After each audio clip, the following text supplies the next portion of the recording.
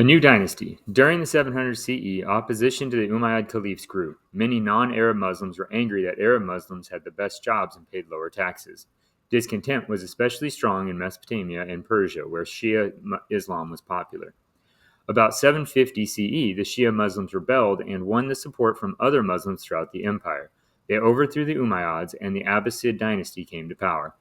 Abbasid caliphs ruled the Arab Empire until 1258. The Abbasids focused on improving trade and culture. They built a new capital city, Baghdad, on the Tigris River. Its location, which was east of the old Umayyad capital of Damascus, benefited from trade routes that connected the Mediterranean Sea to the East Asia. This location of the new capital also increased Persian influence and encouraged a blending of cultures within Muslim civilization to the east.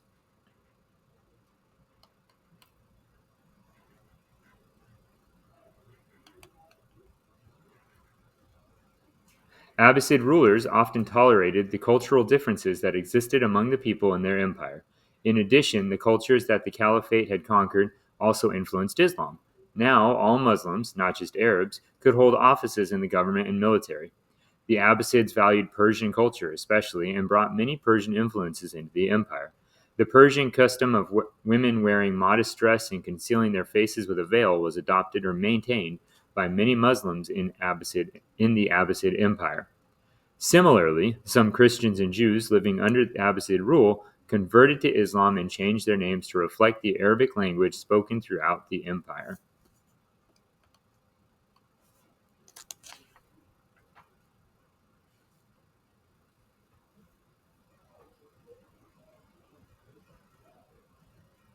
Citizenship. Under the Umayyads, warriors had been seen as ideal citizens. That changed after the Abbasid caliphs came to power. Merchants, judges, and government officials were considered the new heroes. The emphasis on this type of citizen meant that the Abbasids valued trade and good government more than war. This resulted in a growing prosperity in the empire. Muslim merchants became rich by supplying the empire with necessities and providing the elite classes with luxury items. Rulers built capital cities where officials directed government business. They organized their territories using regional governors and administrators. Site of encounter Baghdad. Baghdad was located at the crossroads of trade routes that linked Africa, Europe, and Asia. By the mid 800s CE, the city had become a center of trade, learning, and culture.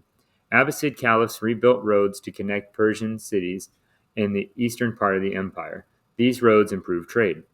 The early Abbasid caliphs chose to use some of the wealth they obtained through trade to make Baghdad a center of learning. They sent Muslim scholars to Greece, Rome, Persia, and India to bring back writings about medicine, science, and beliefs about the way people should live. To promote learning, early caliphs established an academy of scholars who would translate these texts into Arabic. The achievements that were made under Abbasid rule have led historians to call the period the Golden Age of Islam. As the Abbasid Empire fell apart in the 1200s, caliphs placed less emphasis on learning.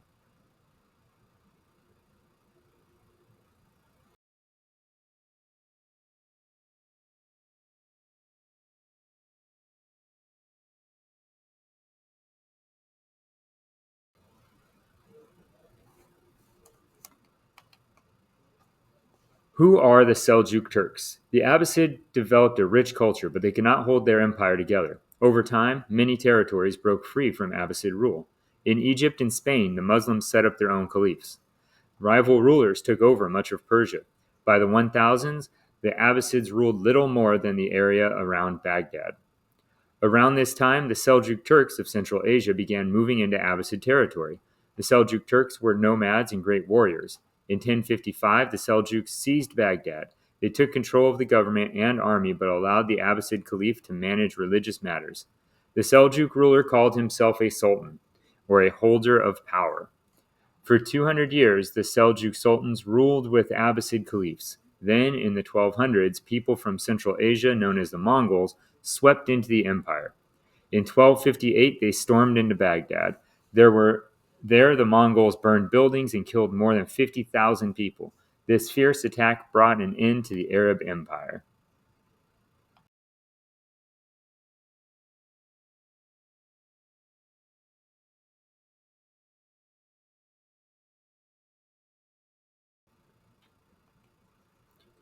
Three Muslim empires. After the Arab Empire ended, other Muslim groups created their own empires. These empires included the Ottoman Empire, based in what is now Turkey, the Safavid Empire in Persia, and the Mughal Empire in India. The Ottomans. During the late 1200s, Turkish clans settled part of Asia Minor. They called themselves Ottoman Turks, after their leader named Osman. The Ottomans conquered much of the Byzantine Empire. In 1453, the Ottoman ruler Mehmet II, known as the Conqueror, seized the Byzantine Empire, Constantinople. The Ottomans renamed the city Istanbul and made it their capital. The Ottomans then pushed into southeastern Europe, Southwest Asia, and North Africa. The Ottomans controlled much of the Mediterranean region until the late 1500s. The Ottoman leader was called a sultan, like the leader of the Seljuks. The most famous Ottoman sultan was Suleiman. He ruled during the 1500s. He was called the lawgiver because he organized Ottoman laws. Suleiman also built many schools and mosques throughout the empire.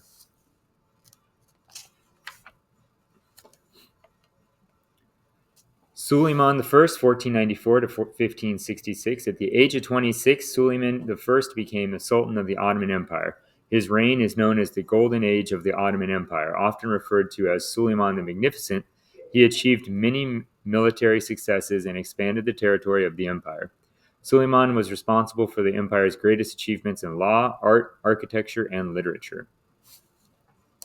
How did the Ottomans rule? Because their empire was so long, the Ottomans ruled many peoples who practiced many religions. Islam was the empire's official religion, and Muslims enjoyed special privileges. The government passed different laws for non-Muslims. For example, non-Muslims had to pay a special tax. In return, they were free to practice their religion.